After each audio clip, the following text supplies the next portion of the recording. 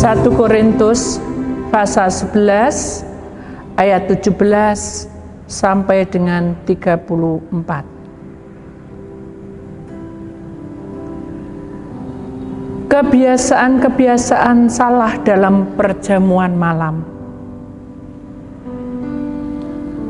Dalam peraturan-peraturan yang berikut aku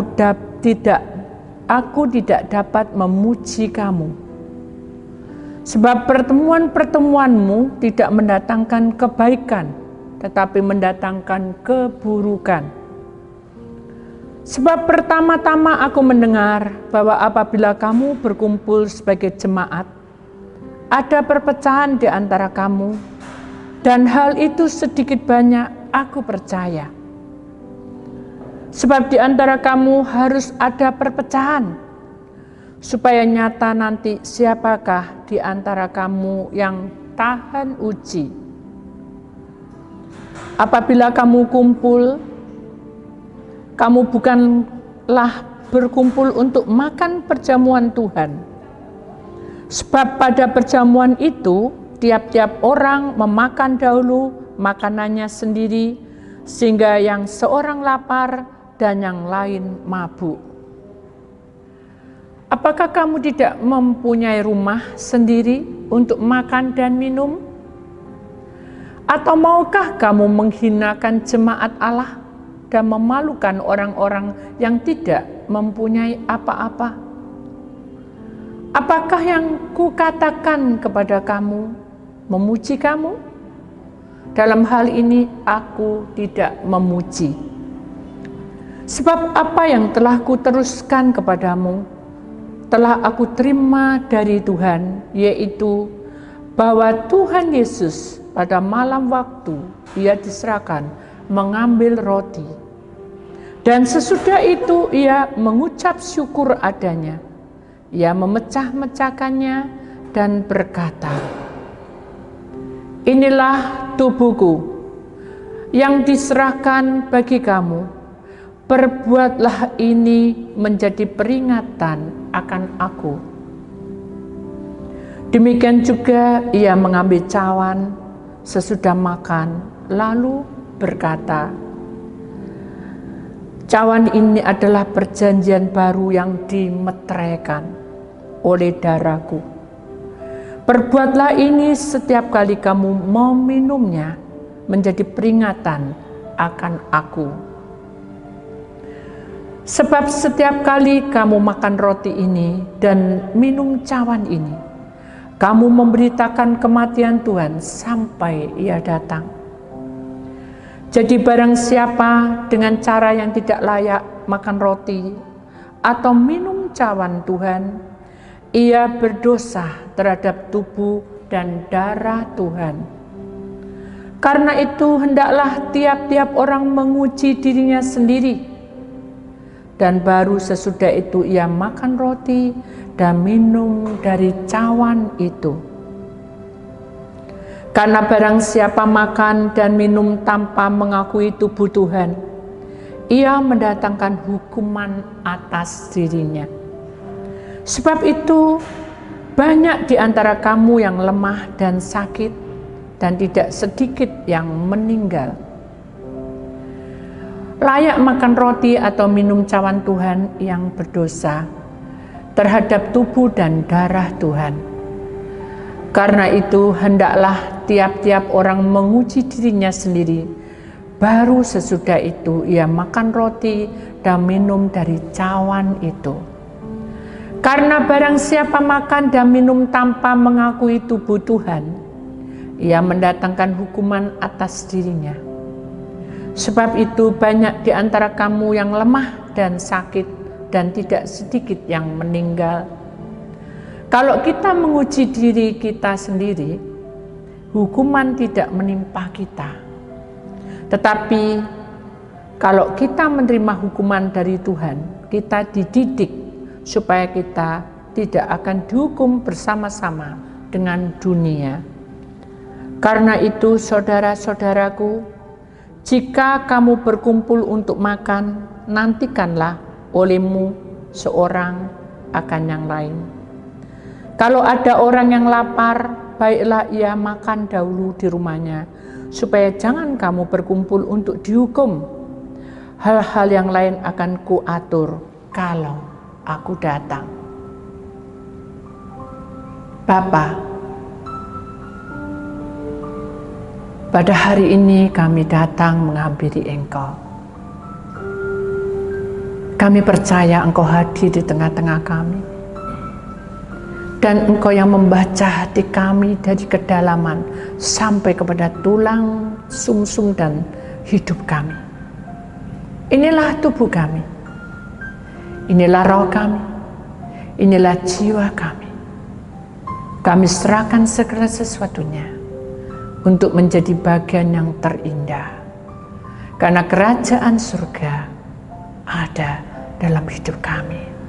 Bila kami melekat kepadamu, maka kuasa-Mu turun mengurapinya dan tunjukkan jalan itu, dan biarlah kami bersorak-sorai karena Engkau ada di tengah-tengah kami. Dalam nama Tuhan Yesus Kristus, Putra Allah yang tunggal, kami sudah berdoa dan mengucapkan syukur. Amin. Shalom saudara yang terkasih dalam Tuhan Yesus Kristus. Salam perjumpaan, dan kita sadar bahwa hidup kita adalah milik Tuhan. Kita akan buka tema hari ini ya, yang bertema kematian membawa kemenangan. Kita akan membaca ayatnya lebih dulu saudara di dalam 1 Korintus pasal 11 ayat 26. Sebab setiap kali kamu makan roti ini dan minum cawan ini, kamu memberitakan kematian Tuhan sampai Ia datang. Amin. Saudara yang terkasih dalam Tuhan, kita masih di dalam suasana kematian. Karena kemarin adalah Jumat Agung, hari ini adalah hari Sabtu. Biarlah kita membuka hati kita, mempersiapkan hidup kita, karena di dalam firman Tuhan 1 Korintus pasal 11 ayat 17 sampai 34 ini menunjukkan bahwa kebiasaan-kebiasaan yang kita adakan dalam perjamuan kudus atau perjamuan malam itu ada yang belum kita mengerti. Mari kita akan mempelajari bersama-sama, memperdalam, karena Tuhan ingin supaya hidup kita ini sesuai dengan apa yang menjadi kerinduan Bapa. Dan kita tahu bahwa kedatangan Tuhan ke di dunia ini adalah untuk keselamatan hidup kita secara pribadi di seluruh dunia.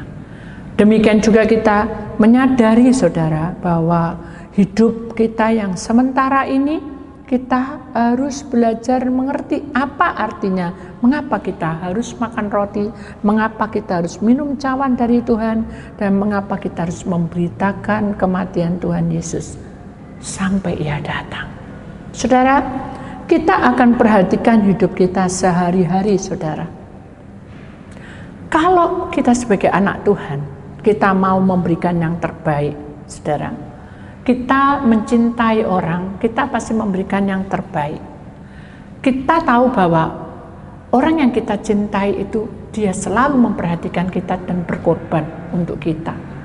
Terlebih Tuhan Yesus Kristus, karena dia mencintai seisi dunia ini, diberikannya anaknya yang tunggal, supaya barang siapa yang percaya, dia akan beroleh keselamatan.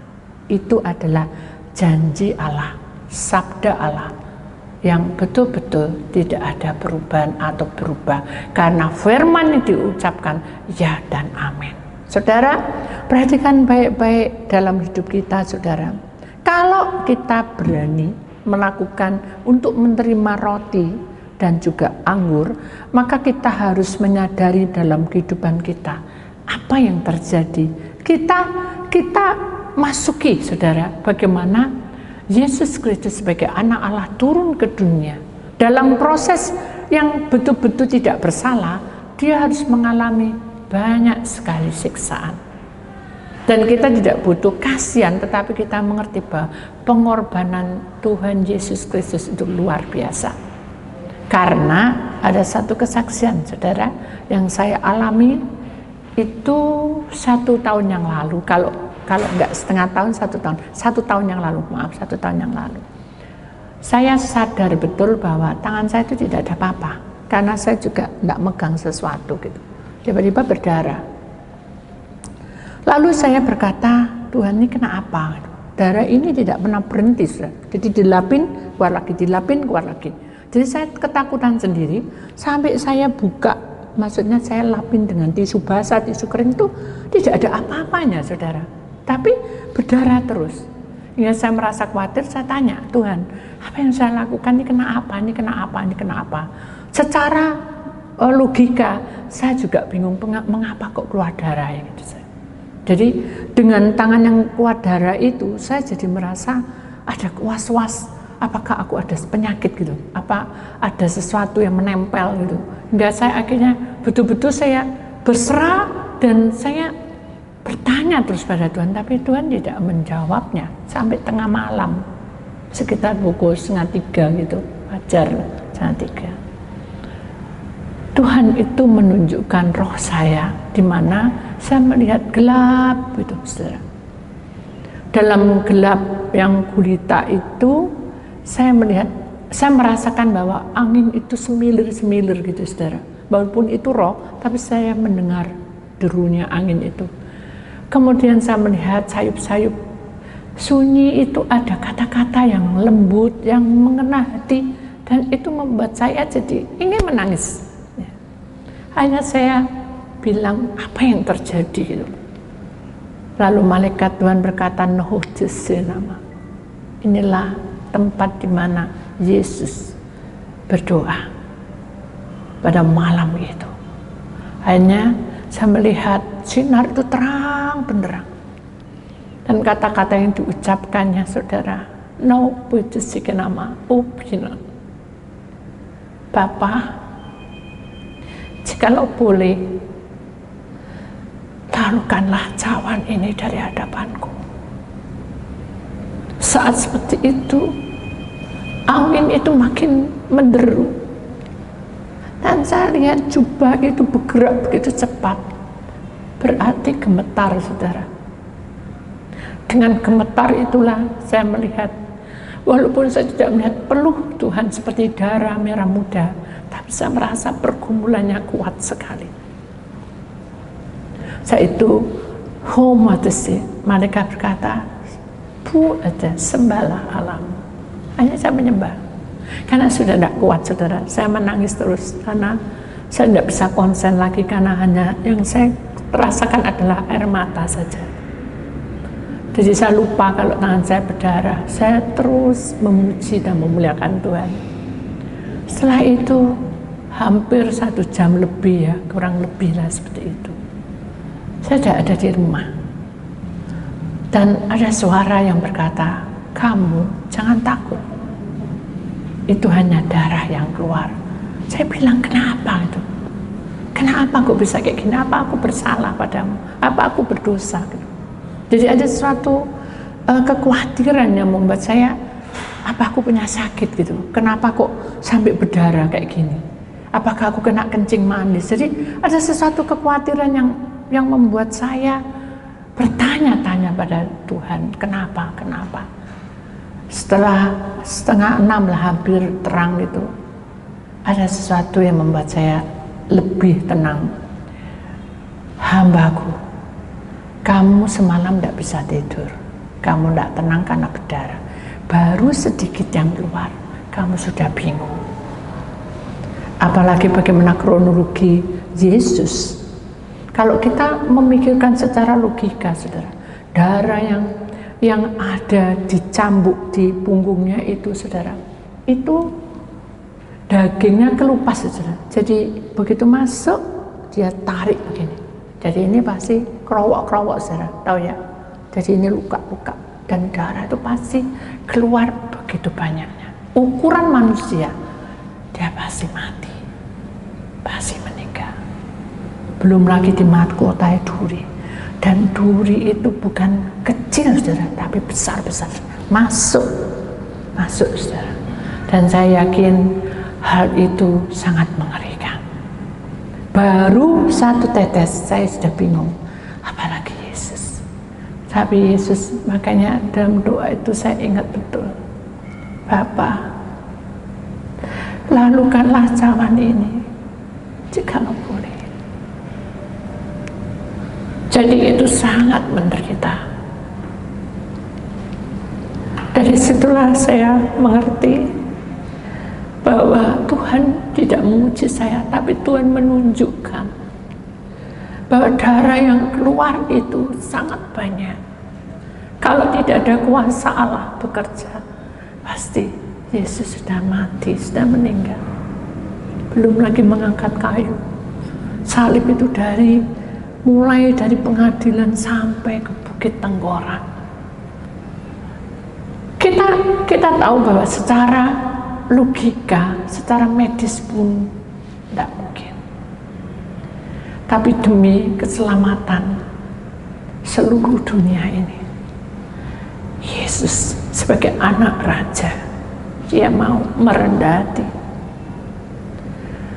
Bagaimana dengan kita, saudara? Bagaimana dengan hidup kita? Apakah kita hanya iba?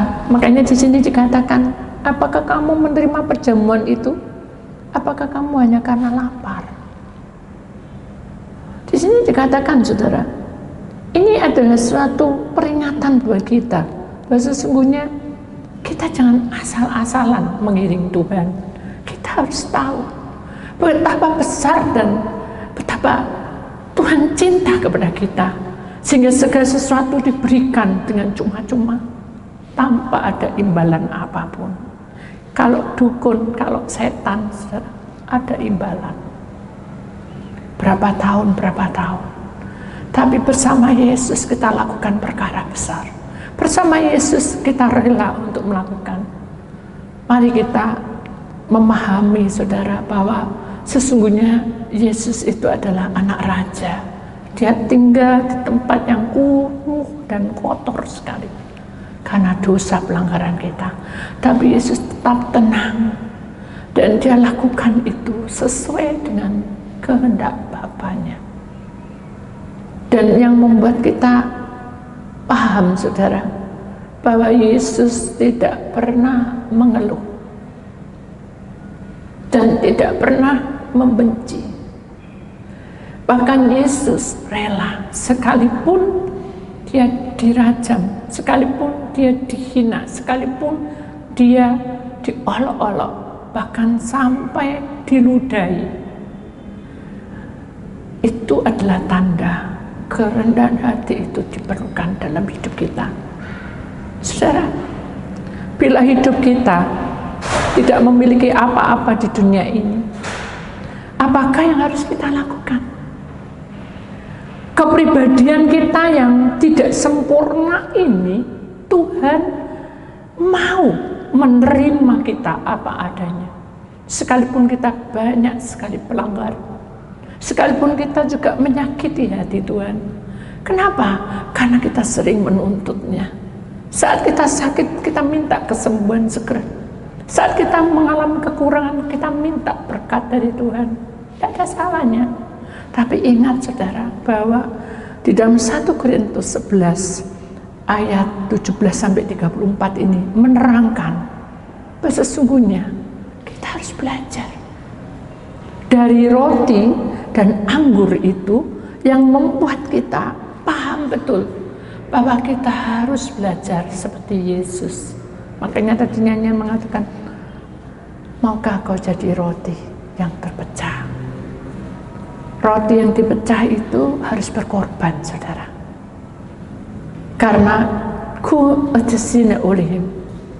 karena Allah tidak pernah memilah kita atau dia pilih kasih. Semua rata. Cinta kasihnya rata, berkatnya juga. Kalau dalam kehidupan kita, saudara, saya sendiri aja secara pribadi, saya bisa mendoakan orang. Dan saya benar ingat itu, orang itu ada di luar, saudara. Dan saya sadar betul bahwa dia perlu pertolongan karena rohnya sudah pengen mati.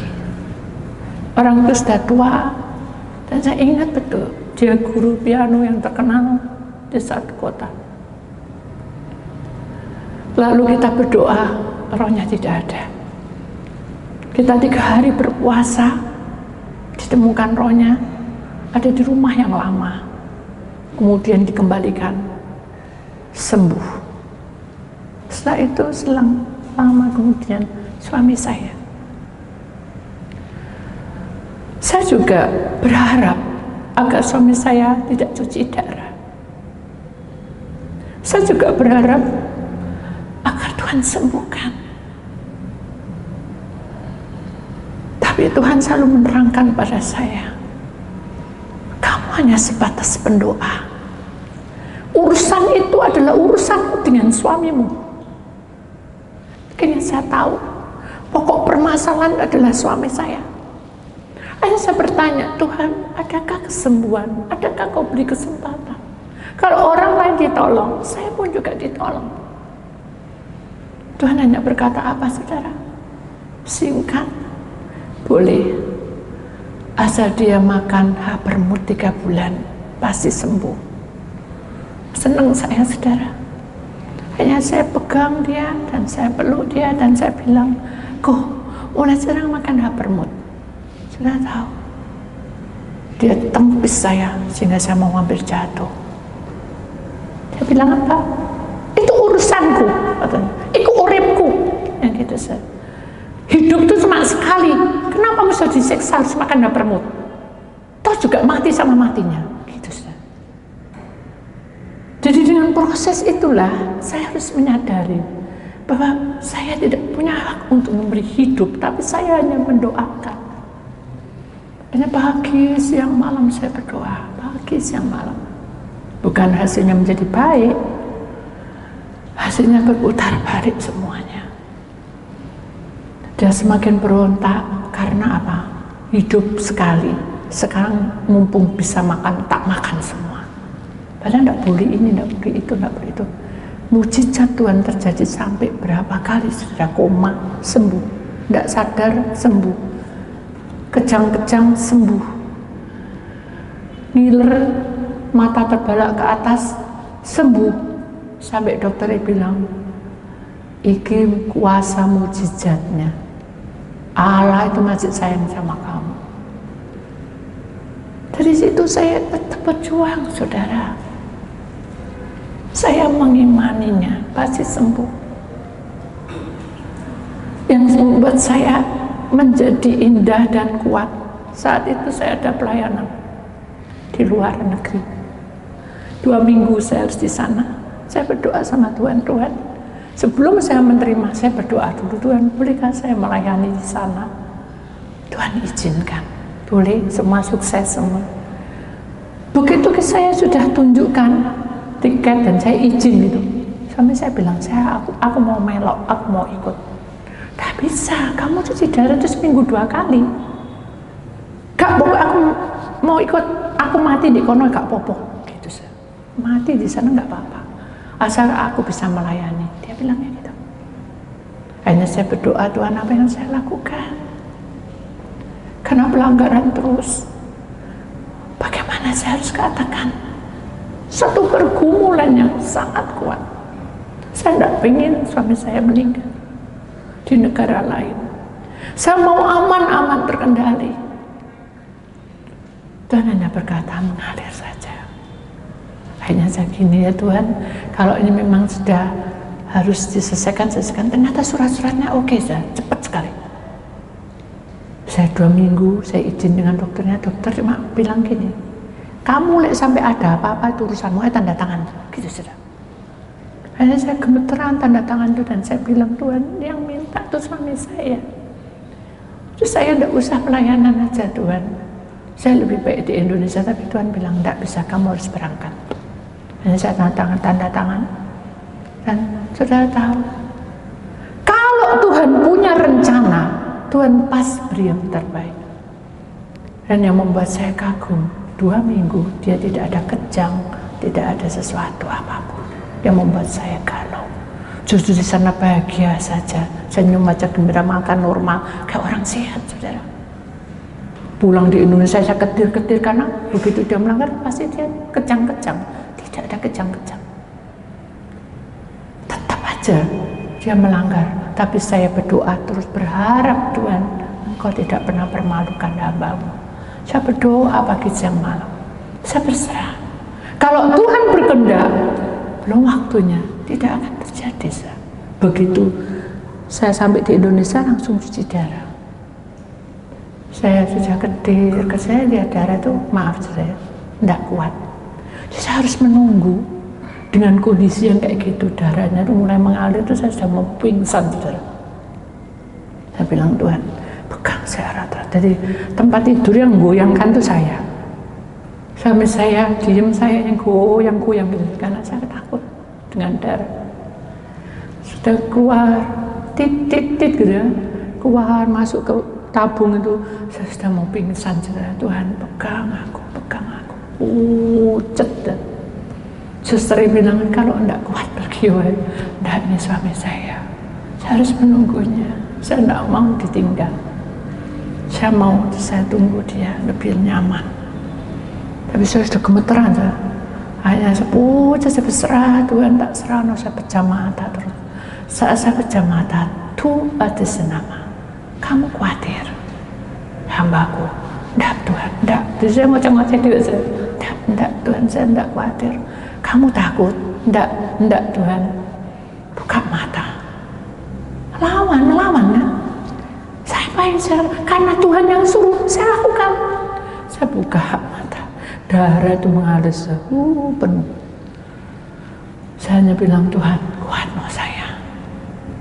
Ini sudah gelap, saya kayak mau pingsan gitu. Tapi malaikatnya memegang. Jangan takut. Aku menjaga. Doakan darah itu.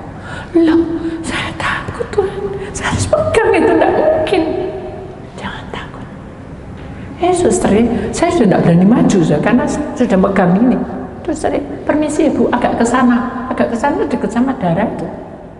Loh, saya tak keluar. Tidak apa-apa, tunggu aja, Ibu mau nunggu tadi. Itu saja. Jadi sudah dekat di tabung darah itu. Nyenggol itu saya gemeteran saja, tapi Tuhan bilang pegang dan doakan. Ya, akhirnya saya buka mata, saya hanya berserah, Tuhan, dalam nama Tuhan, ini darah-Mu yang mengalir di kaki. Ini kematian menetes di sini. Seperti saya dapat penglihatan. Pada waktu Tuhan ada di kayu salib, darah itu banyak keluar, dan waktu itu ada petir dan hujan. Darah itu mengalir kemana-mana, saya dapat penglihatan seperti itu. Ada seorang ibu yang kena kusta, dan dia ingin bertemu hari itu dengan Tuhan Yesus. Tapi Tuhan sudah di atas kayu salib. Dia berdoa di gua itu dan berkata, Tuhan, Engkau anak Allah. Hari ini aku tidak bisa bertemu dengan Engkau karena Engkau di kayu salib. Aku percaya bahwa Engkau adalah anak Allah. Saat itulah darah itu mengalir di depan dia, karena hujan. Darahnya Tuhan itu sampai mengalir. Akhirnya dia punya iman, dia ambil air itu dan diraukan mukanya dan diminumnya. Saat itu juga kustanya sembuh. Tuhan ajaib. Saat saya pegang itu, saya percaya bahwa Tuhan pulihkan suami saya. Dan amin, saya jalan sama kalau mesra karena saya takut. Duduk itu sudah, karena suami saya harus tiduran, tidak boleh dijaga. Hanya saya bersyukur, Tuhan, Kau sudah selamatkan suami saya. Kesembuhan ada. Sudah selesai cuci darah, jalan yang sehat. Ayo makan. Ayo. Tapi aku mau makan sate kambing. Jangan kok. Gak gelem. Marah saya. Sebetulnya Tuhan sudah memberikan kesembuhan. Dan janji Tuhan itu ya dan amin. Tapi kita, bagaimana kita menghadapi proses yang kita hadapi itu? Apakah kita mengandalkan orang? Apakah dari pribadi kita yang keluar? Saya bilang, kok saya peluk dia. Ingat toh, kamu ini bisa enggak pas loh kalau kamu melanggar. Gak peduli. Gimana gitu saya?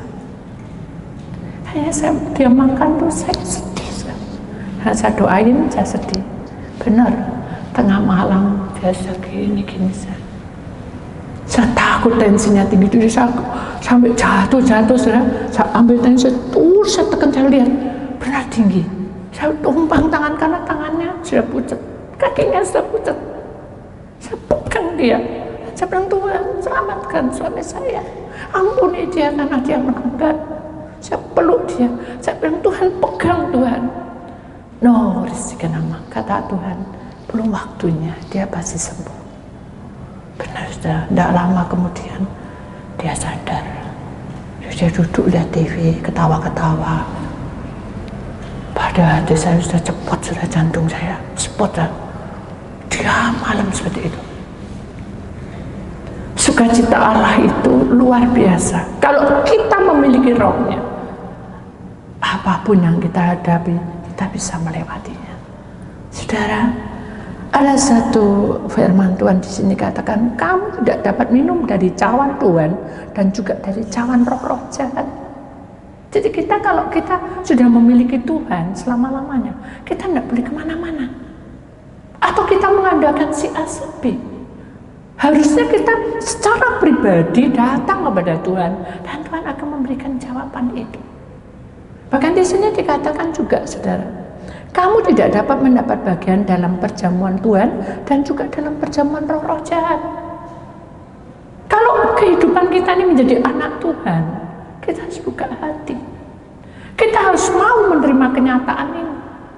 Pada saat suami saya sudah banyak pelanggaran dan dokter sudah angkat tangan, Tuhan sembuhkan, Tuhan sembuhkan. Yang terakhir, Tuhan tidak bicara apa-apa. Cuma Tuhan bilang, dari 3 hari yang lalu, jangan sedih, karena orang yang kamu cintai, kamu harus doakan. Saya tidak tahu, kalau dalam 3 hari itu suami saya dipanggil oleh Tuhan. Begitu dia anfal, saudara, ya kayak biasanya kan anfal, doa. Tapi dokter bilang, nggak ada Bu, sudah tidak ada. Enggak, masih hidup sudah. Tapi ya gitu, meninggal lagi, hidup meninggal lagi. Saya ingat, saya tidak boleh seperti ini. Saya harus berserah.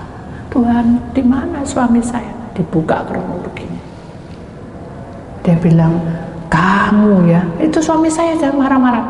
Kamu mencegah aku dipanggil. Dengar itu. Memang dengar saya. Ya Bianco, itu saya ingat. Ya Bianco, tuh, dengerin tuh, suaraku dipanggil. Namaku dipanggil. Ya Besko, selamat tinggal, hati-hati ya. Sebetulnya nggak hati saya, tapi karena saya jadi stres tuh, saudara.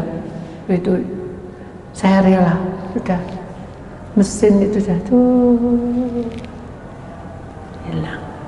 Mari saudara, kita ingat, kematian Tuhan adalah sesuatu yang membuat kita memiliki keputusan.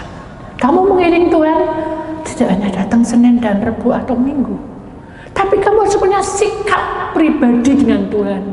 Adakah Tuhan hidup di tengah-tengah hidupmu secara pribadi? Pernahkah kita menjalani bahwa Tuhan bicara seperti ini? Adakah kita memiliki hal itu, saudara? Karena di sini dikatakan, saudara, sebab apa yang telah kuteruskan kepadamu telah aku terima dari Tuhan. Ini Paulus, saudara. Yaitu bahwa Tuhan Yesus pada malam waktu ia diserahkan mengambil roti. Itu tanda bahwa hidup kita ini, saudara, harus, roti itu berkat. Roti itu adalah masa depan kita. Dipecah-pecah. Bertanda bahwa kita itu saling mengisi, saling membantu, saling menguatkan. Dalam kepribadian murid-murid Tuhan Yesus juga demikian. Mengapa Yudas sampai melakukan itu? Karena dia tidak punya komitmen dengan Tuhan, hingga dia mengkhianati, sampai dia menjual Yesus dengan 30 keping perak. Mengapa Petrus kok sampai kayak gitu? Tapi dia ada pengampunan, karena dia tahu bahwa dia sudah melanggar dan minta ampun. Pengkhianatan dan pemberontakan sama aja, kalau diteruskan juga jatuhnya dosa. Demikian juga hidup kita. Dalam pribadi kita sebagai orang pilihan Allah, saudara, kita harus mengambil sikap yang betul-betul sesuai dengan kehendak Allah.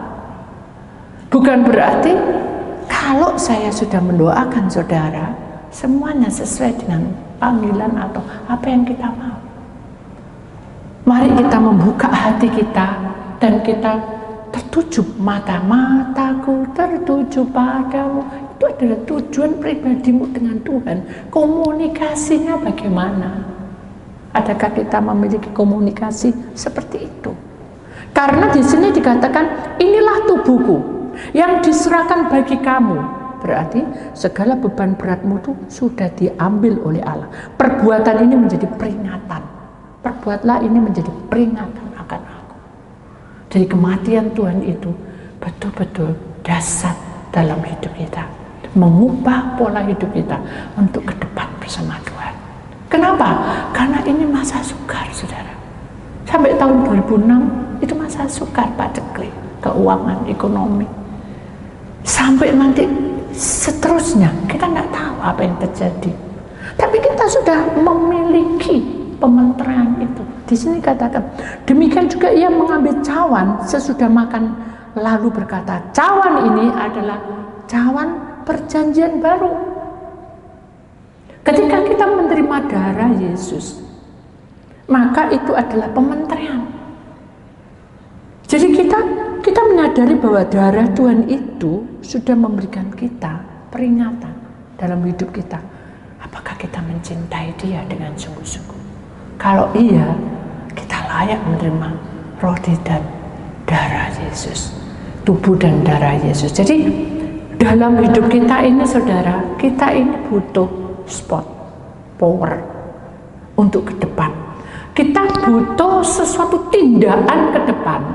Apakah kita sungguh-sungguh menyatukan iman kita? Kalau dalam proses seperti ini, kalau saya secara logika, saya bisa doain orang kok, suami saya harus meninggal, saya juga mau dia sembuh. Tapi karena kronologinya seperti ini, pelanggaran bukan dalam diri saya, tapi saya tidak bisa, kamu yang salah, tidak bisa juga. Kenapa? Karena saya mengasihi dia sebagai istri. Karena dia nekat, saya juga tidak mau bertengkar. Saya ngalah karena dia kepala imam. Kalau tidak, terjadi perceraian, sudah. Saya ngalah, lebih banyak ngalah. Jadi inilah satu proses. Sebetulnya kehidupan kita itu harus banyak berkorban, harus menuju ke salib itu. Karena kita hidup di dunia ini, kadang kita mengalami terbalik, saudara. Kebahagiaan tidak ada, kasih sayang tidak ada, pemahaman dengan firman itu kita betul-betul satu-satunya jalan supaya kita tahu bahwa proses yang kita punya itu harus berbeda dengan Yesus. Pertemuan dengan Yesus itu harus ada. Kalau saudara bisa seperti itu, maka masa depan kita di dalam tangannya. Amin. Jadi kita harus mengubah diri kita. Bukan berarti kita sok. Kalau saya punya talenta penglihatan, saya menjadi sok. Apa tak usiri, saudara? Saya justru tidak bisa apa-apa. Saya capek, saudara. Tapi apa yang saya lakukan? Saya hanya berserah pada Tuhan. Kalau Tuhan suruh, kita jalan. Berarti kita harus komunikasi dengan Tuhan. Mari kita beri waktu kita, saudara, untuk bertanya pada Tuhan, Tuhan, apakah sudah benar aku ini melayani Engkau? Apakah sudah benar aku ini betul-betul menjadi milik-Mu? Apakah sudah benar-benar aku ini mengasihi Engkau? Dan apakah sungguh-sungguh saya ini mempersembahkan tubuh roh jiwa saya untuk-Mu? Mari saudara, buka hatimu lebih dalam. Karena Tuhan itu tidak pernah menuntut kita. Dia menunggu pengakuan kita yang tulus, yang keluar dari dasar hatimu, dan mau mempersembahkan hidupmu untuk Tuhan selamanya. Saudara, orang yang mencintai Tuhan banyak yang menjadi pekerja, bukan dia bahagia. Karena masa depannya ditanggung betul-betul oleh Tuhan. Kenapa? Karena dia komunikasi. Dia akan menuntun satu persatu anak kita. Dia akan menjamah hidup kita satu persatu. Karena waktu kita tidak ada, sempit sekali. Mari kita membuka lembaran hidup kita ini, saudara. Sebelum penguasa-penguasa itu mengerjai hidup kita, saudara, buka hatimu. Katakan pada Tuhan, Tuhan, aku mencintaimu. Kenapa? Karena dengan kematian Tuhan kita sadar betul bahwa Tuhan sangat mencintai kita. Darah yang tercurah itu banyak, saudara. Tidak cukup seember, 2 ember, habis. Demikian juga roti yang terpecah itu ada tubuhnya yang hancur.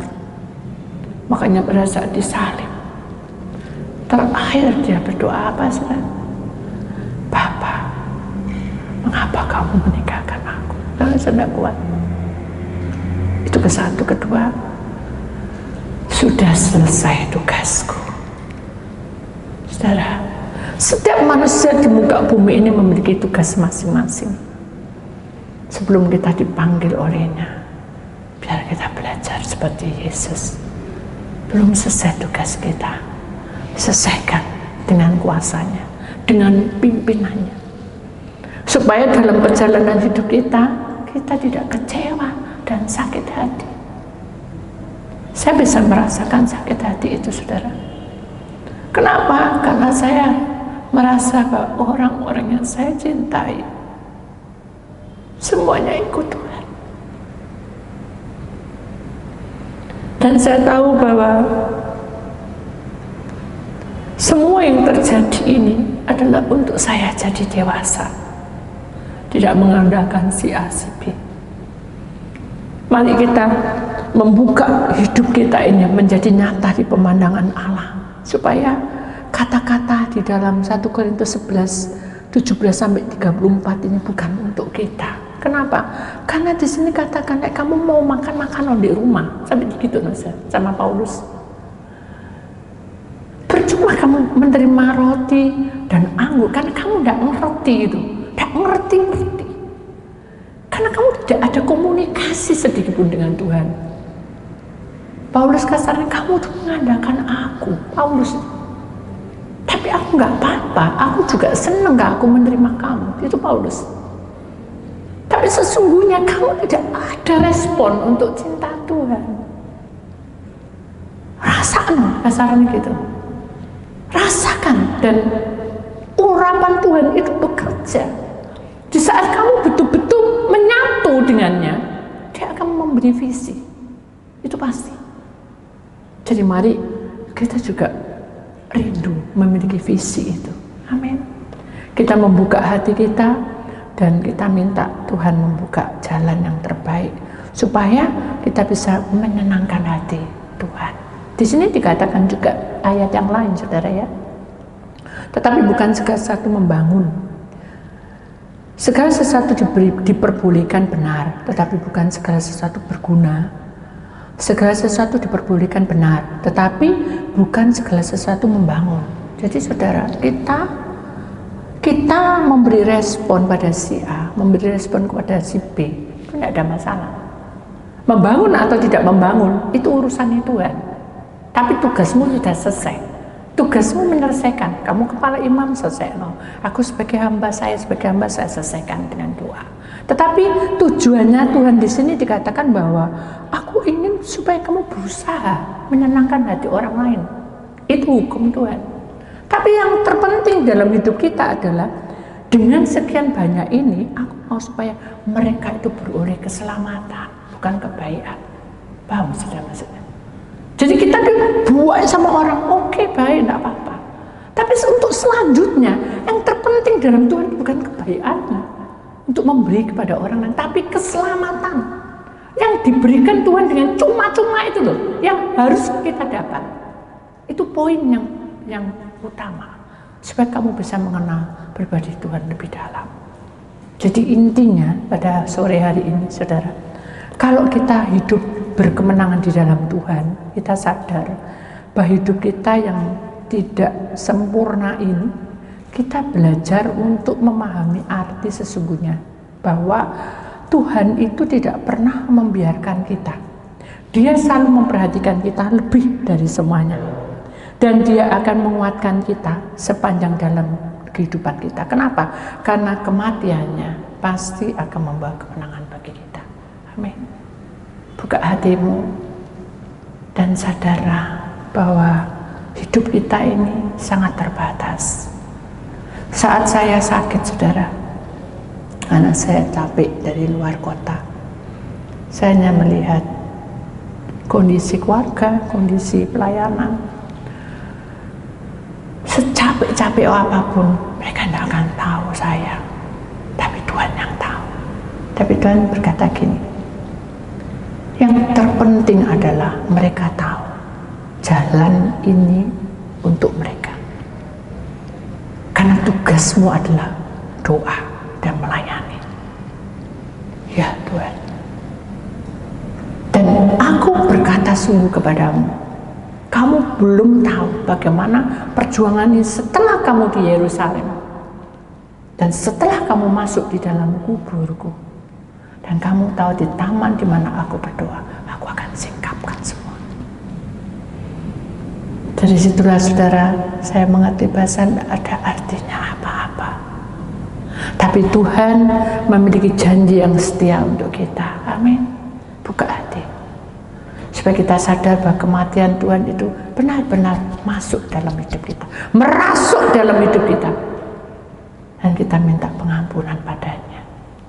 Biarlah kita akan menjadi roti dan kita mau siap menjadi saksinya. Kita akan menjadi anggur yang tercurah untuk siapapun.